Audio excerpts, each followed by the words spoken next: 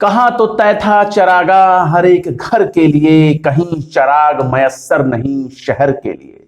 जी हां, मोदी सरकार और मोदी सरकार के वादों के ऊपर यह शेर बहुत ही फिट बैठता है, क्योंकि जिस तरह से मोदी सरकार ने बेरोजगारों को लालच दिखाया, आईना दिखाने की कोशिश की कि आओ हमारे पीछे चलो और हम आपको 2 करोड़ रोजगार हर साल देंगे, आपको घूमने नहीं देंगे, आपको अच्छे दिन दिखाएंगे। और अच्छे दिन के इन्हीं सपनों को दिखा करके मोदी सरकार ने ठग दिया इन बेरोजगारों को।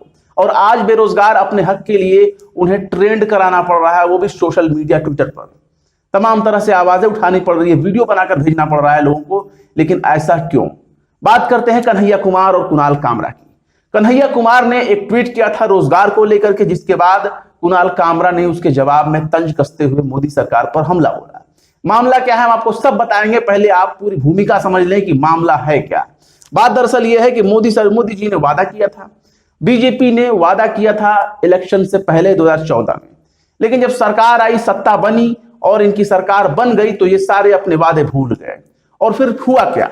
एक इंटरव्यू में तो बाकायदा प्रधानमंत्री श्री नरेंद्र मोदी जी ने यह भी कहा कि भाई पकौड़े तलना भी रोजगार है। और पकौड़े तलना तो दूर की बात है, 2 करोड़ जो रोजगार देने की बात आई थी, जितने लोगों के पास नौकरियां थी नोटबंदी के बाद, जीएसटी लागू होने के बाद, यहां तक कि कोरोना के लॉकडाउन लागू होने के बाद जितने लोगों के पास नौकरियां थी वो आने के बजाय वो चली गई। जो आई नहीं बल्कि वो चल गई। और अब शिक्षित बेरोजगार हैं, जिनकी नौकरियां जा चुके हैं, वो भी भटक रहे हैं, तमाम तरह से परेशानियों का सामना कर रहे हैं। उन्हीं चीजों को लेकर कुणाल कामरा ने ट्वीट किया है और कन्हैया कुमार ने भी। और मामला क्या हम आपको बता देते हैं। मामला दरअसल ये है कि पकौड़ा तलना भी रोजगार, ऐसा तो मोदी जी ने कह दिया। लेकिन उसके बाद फिर क्या हुआ? उसके बाद रोजगार को लेकर के जिस तरह से संघ के तरफ से बोला गया और संघ की तरफ से जो भाषा बोली गई वो बड़ी ही अजीब है। पकौड़े तलना तक तो हजम हो जाएगा, पान की दुकान खोलना भी हजम हो जाएगा, चाय बनाना भी रोजगार में हम शुमार कर सकते हैं। लेकिन संघ के एक नेता ने बोला कि भीख मांगना भी रोजगार है। खबर आपको हम दिखा देते हैं। खबर कोई बहुत दिन की नहीं है, बहुत पुरानी खबर नहीं है, और जो खबर है वो आप इस तरह से समझ सकते हैं कि आखिर मामला है क्या। ये देखिए, ये खबर हम आपको स्क्रीन पे दिखा रहे हैं। ये 15 फरवरी 2018 की खबर है, आज से 2 साल पहले की ये खबर है, चंद सालों पहले की। आरएसएस नेता इंद्रेश कुमार बोले भीख मांगना भी 20 करोड़ लोगों का रोजगार। यानी पढ़े लिखे लोगों का एक तरह से बहुत बड़ा मजाक उड़ाया गया। आरएसएस नेता ने और क्या कहा कि पकौड़े तलना देश के 15 करोड़ से ज्यादा लोगों का व्यवसाय है और इसे हीन काम नहीं समझना चाहिए। उन्होंने कहा कि अगर पकौड़े बेचने को भी लोग हीन समझने लगेंगे तो यह बेहद दुखी है। लेकिन उससे भी ज्यादा दुख करने वाली बात, दुखी देने वाली बात इन्होंने जो कह दी वो एक विवाद को जन्म दे दिया। इंद्रेश कुमार ने कहा कि भीख मांगना भी एक तरह का रोजगार है। पत्रिका अखबार की छपी एक रिपोर्ट का हवाला देते हुए जनसत्ता ने लिखा है कि इंदौर में कलम का भारत विषय पर आयोजित एक बैठक के दौरान आरएसएस के वरिष्ठ नेता इंद्रेश कुमार ने कहा भीख मांगना भी देश के 20 करोड़ लोगों का रोजगार है, जिन्हें किसी ने रोजगार नहीं दिया उन लोगों को धर्म में रोजगार मिल जाता है।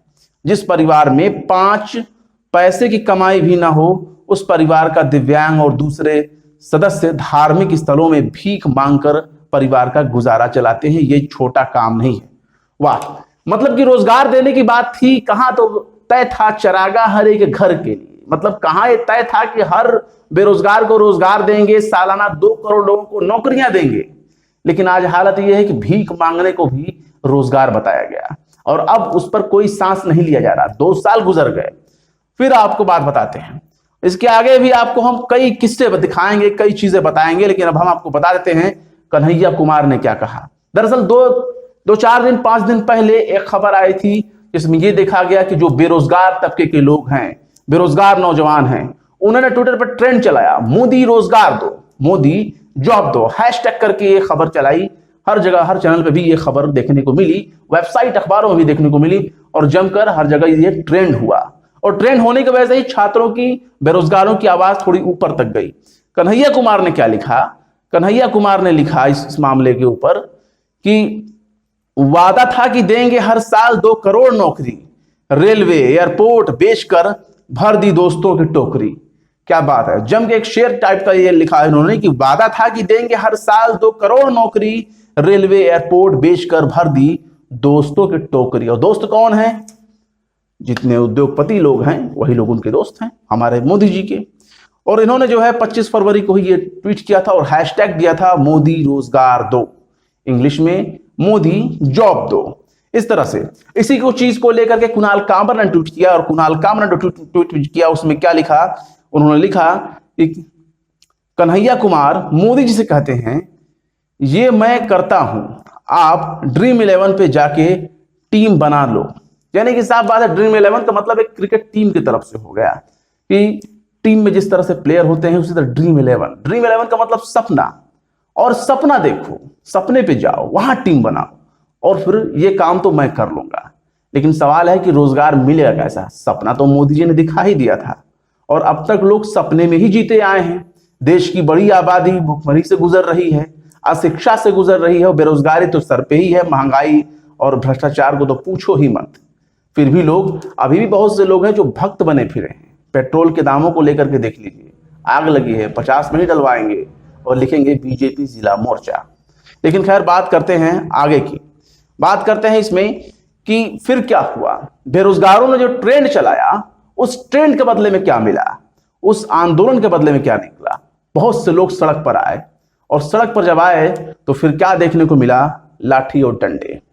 और खबर हम आपको दिखा देते हैं, यह खबर छपी है हिंदुस्तान में और इस मामले में क्या लिखा है जरा आप इसको भी देखिएगा। इस मामले में लिखा है कि इलाहाबाद में 103 छात्रों पर मुकदमा, रोजगार मांगने पर 103 छात्रों पर मुकदमा। उत्तर प्रदेश में जिला पड़ता है प्रयागराज, जिसका नाम बदल दिया गया है, प्रयागराज इसका नाम अब रख दिया गया। पहले इसका नाम था इलाहाबाद और वहां छात्रों की बड़ी हुजूम है, बड़ी संख्या है, बहुत कंपटीशन करते हैं यूपी में। लेकिन वहां 103 छात्रों पर मुकदमा हो गया। क्यों? क्योंकि उन्होंने रोजगार मांगने की हिमाकत कर दी योगी सरकार के दौर में। और उसके बाद देखिए कुछ खबर हम आपको और भी दिखा देते हैं। चौतरफा जब आवाज उठने लगी तो लाठी डंडे भी पड़े हैं लोगों पास। मध्य प्रदेश की राजधानी भोपाल में प्रदर्शनकारी छात्रों पर लाठीचार्ज कर दिया गया और ये पत्रिका की खबर है। और पत्रिका में जो खबर है उसमें साफ तौर पर यह दिखता है पत्रिका में कि मोदी सरकार ने क्या क्या दिया है इन लोगों को। बेरोजगार युवाओं के प्रदर्शन पर लाठीचार्ज, दिग्विजय सिंह और पीसी शर्मा पहुंचे, वहां पर पहुंचे। मतलब आप सोच सकते हैं कि किस तरह से अगर रोजगार की मांग कर दी गई है तो उन पर लाठीचार्ज हो जाएगा। तितर बितर करने के नाम पर उन पर लाठी डंडे, आंसू गैस के गोले भी छोड़े जा सकते हैं। और ये इसी दौर में देखने को मिल रहा है। इससे पहले जो दौर होते थे उसमें छात्रों पर लाठी डंडा तो ठीक है, लेकिन उससे ज्यादा बल प्रयोग नहीं होता था, क्योंकि आंदोलन करना सबका हक था। और एक आंदोलनकारी अगर शांतिपूर्ण तरीके से आंदोलन कर रहे हैं तो उसमें हिंसा की कोई गुंजाइश नहीं है कि सत्ता और सिस्टम खुद अपने आप उन पर हिंसा कर दे। लेकिन यहां पे देखने को मिल गया भोपाल में, जो कि अभी चंद महीने पहले, ये सितंबर महीने की ये घटना है, 4 सितंबर 2020 का ये, और जिसमें बात किया गया कि बेरोजगार युवाओं के लिए के प्रदर्शन पर लाठीचार्ज, दिग्विजय सिंह और पीसी शर्मा मौके पर पहुंचे।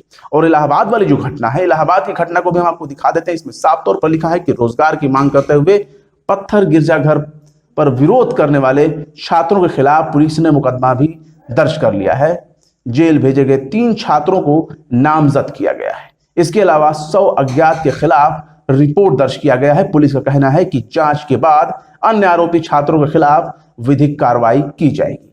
तो ये इलाहाबाद सिविल लाइंस की घटना है, वहां पे सिविल लाइंस थाने में मुकदमा भी दर्ज किया गया। तो ये छात्रों के ऊपर हो रहे जो तशद्दुद हैं वो दिखाया जा रहा है।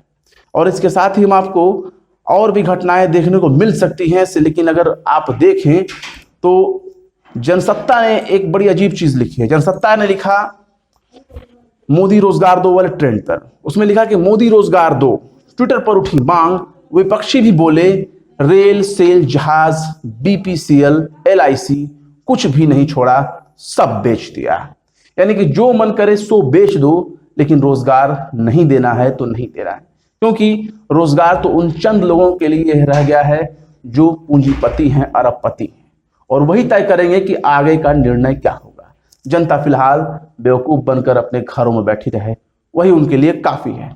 और एक बात और है, पंचर पुत्रों से बदला लेना आप बिल्कुल भी ना भूलें, क्योंकि पंचर पुत्रों से बदला लेकर ही आप खुश रह सकते हैं। और हालत देखिए, आज रोजगार मांगने पर डंडे पड़ रहे हैं। इन्हीं चीजों को लेकर के कुणाल कामरा और कन्हैया कुमार ने एक ट्वीट किया, जिसके ऊपर हमने आपको यह खबर दिखाई। फिलहाल आप क्या कहना चाहेंगे बढ़ती महंगाई, बेरोजगार, भ्रष्टाचार और तेल गैस के दामों को लेकर के, और कन्हैया कुमार और जिस तरह से कुणाल कामरा ने ट्वीट किया, इन सारे मामलों के ऊपर आप क्या कहना चाहेंगे? अपने विभाग राय हमारे कमेंट सेक्शन में जरूर बताएं। वीडियो पसंद आए तो लाइक करें, शेयर करें, और विभाग निष्पक्ष पत्रकारिता को सपोर्ट करने के लिए हमारे यूट्यूब चैनल टाइम्स मेल को जरूर से जरूर सब्सक्राइब करें। फिर मिलते हैं किसी और वीडियो में एक नई खबर के साथ। जय हिंद।